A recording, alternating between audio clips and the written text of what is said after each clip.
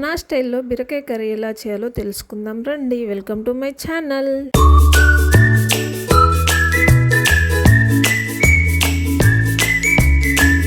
Hi అందరికీ, ఎలా ఉన్నారు అందరూ? నేను చాలా బాగున్నాను.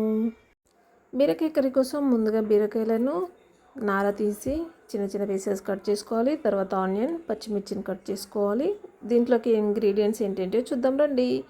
పోపు గింజలు, అల్లం వెల్లుల్లి పేస్ట్, పుదీనా, కొత్తిమీర, పసుపు, ధనియా పౌడర్, కారం, అలాగే పసుపు, గరం మసాలా కొద్దిగా. నా ఛానల్ నచ్చినట్టయితే లైక్ చేయండి, కమెంట్ చేయండి, షేర్ చేయండి, సబ్స్క్రైబ్ చేయడం మర్చిపోకండి. ముందుగా స్టవ్ వెలిగించుకొని ఒక కడాయి స్టవ్ పైన పెట్టుకొని ఆ తర్వాత అందులోకి సరిపడా ఆయిల్ వేసుకోవాలి.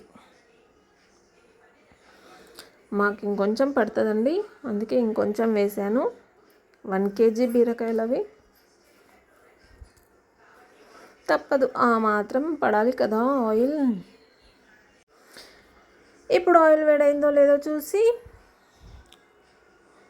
అందులో వేసుకుందాం మనం పోపు గింజలు. పోపు గిన్నెల్లో ఆవాలు, జీలకర్ర, పెసరపప్పు, కందిపప్పు, మినపప్పు కలిపి చేశానండి. పోపు గింజలు ఆయిల్లో కొంచెం ఫ్రై కావాలి.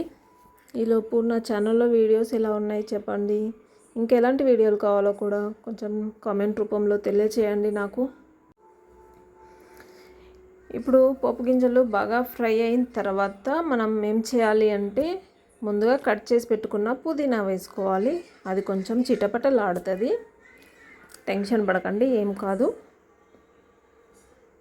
చించలేదు, నేను కట్ చేయలేదు, అందుకే తొందరగా కట్ చేసి వేసేసా. చేతితోనే కట్ చేశాను, ఫింగర్స్తో. ఇప్పుడు అందులో పచ్చిమిర్చి వేసుకోవాలి. పచ్చిమిర్చి కొంచెం ఫ్రై అయిన తర్వాత ఆనియన్స్ కూడా వేసుకుందాం. అవి కొంచెం ఫ్రై కావాలి. ఆయిల్లో ఫ్రై అయిన పచ్చిమిర్చి కొంచెం కారం ఉండదు, టేస్టీగా ఉంటుంది. ఆనియన్స్ అన్నీ వేసుకొని మంచిగా ఆయిల్లో ఫ్రై చేసుకోవాలి అన్నమాట. ఆయిల్లో గోల్డెన్ బ్రౌన్ వచ్చే వరకు ఆనియన్స్ని ఫ్రై చేసుకోవాలి. ఇప్పుడు నేను వేసింది సాల్ట్ ఎందుకు అంటే కొంచెం తొందరగా మగ్గుతాయి, తొందరగా కలర్ చేంజ్ అవుతుంది, లేట్ ప్రాసెస్ ఉండదు, గ్యాస్ ఆదా అవుతుంది. అసలే గ్యాస్కి బోలెడు ప్రైస్ ఉందండి. ఈ కలర్ రావాలి కొంచెం. ఈ కలర్ వచ్చిన తర్వాత ఇందులో మనం ఇప్పుడు వేసుకుందాం అల్లం వెల్లుల్లి పేస్ట్. మీ వంటలకి ఎంత కావాలో అంత వేసుకోండి. నా వంటకి సరిపోయేంత నేను వేసుకున్నాను. ఈ అల్లం వెల్లుల్లి పేస్ట్ కూడా పచ్చి వాసన పోయే వరకు కొంచెం ఫ్రై చేసుకుందాం. కలపాలి. అల్లం వెల్లుల్లి పేస్ట్ కూడా పచ్చి వాసన పోయిన తర్వాత పసుపు వేసుకోవాలి. పసుపు కూడా ఆనియన్స్కి బాగా కలిసే వరకు కలుపుకొని అందులో మనం ఇప్పుడు వేసుకుందాం. ఏంటో చెప్పండి కామెంట్లో. మీరు చెప్పరు, నేనే చెప్తాను. కారం. పచ్చిమిర్చి వేసాను, అయినా ఇంకొంచెం కారం వేసుకుంటే బాగుంటుంది టేస్ట్కి. ఎండుమిర్చి కూడా వేసుకొని ఆనియన్స్ అవన్నీ బాగా కలుపుకోవాలి, లేదంటే గంజుకి మాడిపోతుంది కడాయికి. ఇప్పుడు మనం ఇందులో వేసుకుందాం బీరకాయ ముక్కలు. కొన్ని కలపాలి, ఎక్కువ కలిపితే కింద పడిపోయే ఛాన్స్ ఉంది. అందుకే హాఫ్ వేసి కలిపిన తర్వాత ఇంకో హాఫ్ వేసి కలుపుకుందాం. ఇక్కడ ఏదైనా తేడా ఉందా కొంచెం గమనించి చెప్పండి. ఈ తేడా గమనించి నా కామెంట్స్లో చెప్తే మీరు ఫుల్ వీడియో చూసినట్టు, ఓకేనా? బీరకాయ ముక్కలకి ఆనియన్, పసుపు, ఉప్పు, కారం ఇవన్నీ బాగా కలిసేలాగా కలుపుకుందాం. బీరకాయ కర్రీకి కూడా వీడియోనా అంటే నా స్టైల్లో వంట రాని వాళ్ళ కోసం చేసిన బీరకాయ కర్రీ. బీరకాయ ముక్కలు కూడా బాగా ఎల్లో కలర్కి వచ్చే వరకు కలుపుకున్నాం కదా. ఇప్పుడు మనం ఇందులో వేసుకుందాము ఇంకాస్త ఉప్పు. అప్పుడు ఆనియన్స్కి కొంచెమే వేసాను, ఇప్పుడు కర్రీకి సరిపోయేంత సాల్ట్ వేసుకోవాలన్నమాట. సాల్ట్ కూడా వేసుకొని బాగా కలిపేయాలి. ఇన్నిసార్లు కలపాలమ్మో కర్రీస్ అంటే ఎంత కష్టమో.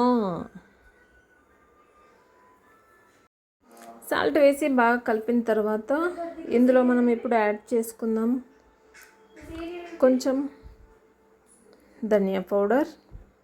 ఒక 2 స్పూన్స్ వేసాను. అది చిటిపొట్టి చిన్ని స్పూన్ కాబట్టి 2 స్పూన్స్ పడింది. అలాగే కొంచెం గరం మసాలా కూడా వేసుకుందాం. టేస్ట్ బాగుంటుంది. చికెన్ మటన్ స్మెల్ వస్తుంది. కర్రీ అంతా బీరకాయ తిన్న అన్నట్టుగా అనిపించదు. చికెన్ మటన్ తిన్నట్టే అనిపిస్తుంది. కొంచెం కొత్తిమీర కూడా యాడ్ చేసుకుందాం. ఇంకొంచెం లాస్ట్లో వేసుకుంటాను.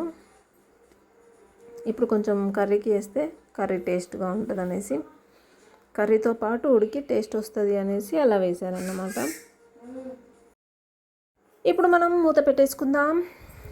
ఒక చిన్న టిప్, అలా మూత పెట్టుకొని మూత పైన మనం వాటర్ వేసుకుంటే కర్రీలో వాటర్ వేయాల్సిన అవసరం ఉండదు. మూత పై నుండి మనకి లోపల వాటర్ వచ్చేస్తే ఆటోమేటిక్గా ఆవిరి రూపంలో లోపలికి దిగుతాయి అన్నట్టు. అలా మూత పెట్టుకొని నేను మూత పైనే వాటర్ వేస్తున్నాను. ఆ మూత కొంచెం వాటర్ ఆపుకునేంత ఉంది, అందుకే మూత పైన వేసాను. లేదంటే కొంచెం ప్లేట్ లాంటిది పెట్టుకొనైనా వేసుకోవచ్చు. నాకు ఇది సరిపోతుంది. అట్లా వాటర్ వేసుకొని ఒక 5 మినిట్స్ ఉంచేసుకుంటే సరిపోతుంది. ఆ 5 మినిట్స్ తర్వాత మెల్లిగా వాటర్ తీసేయాలి. లేదంటే ఇనికిపోతే ఓకే, లేదంటే మెల్లిగా తీసుకోవాలి. ఎందుకంటే వాటర్ వేడవుతాయి కదా, మూత వేడి ఉంటుంది. వాటర్ వేడి ఉంటాయి కాబట్టి చేతులు కాలుతాయి, జాగ్రత్త.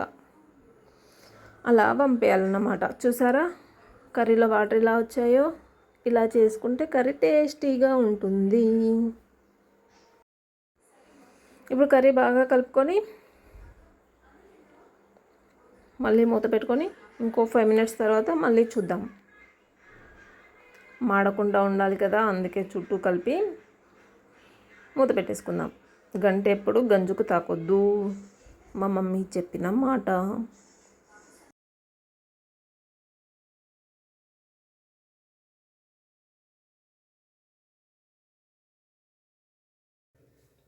మళ్ళీ ఒక 5 మినిట్స్ తర్వాత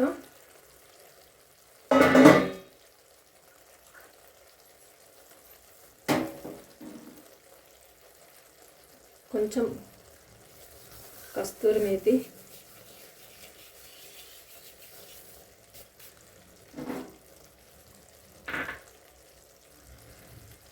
ముందుగా కట్ చేసి పెట్టుకున్న కొత్తిమీర,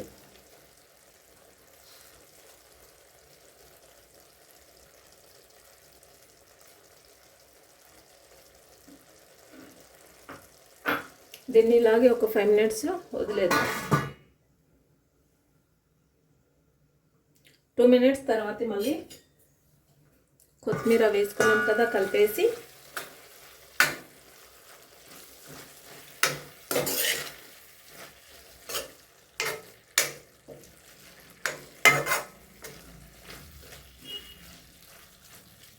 స్టవ్ ఆఫ్ చేసుకుంటే సరిపోతుంది.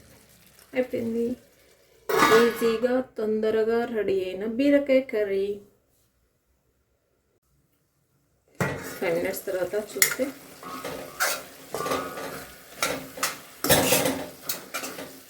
వేడి వేడి బీరకాయ కర్రీ రెడీ. మనం దీన్ని సర్వ్. ఇప్పుడు దీన్ని మనం బౌల్లోకి తీసుకుందాం.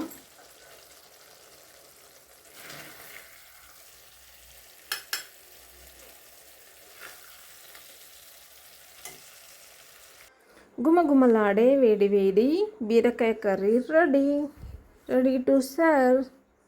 ఎలా ఉందో చెప్పండి. Thank you for watching my video. Thank you so much friends.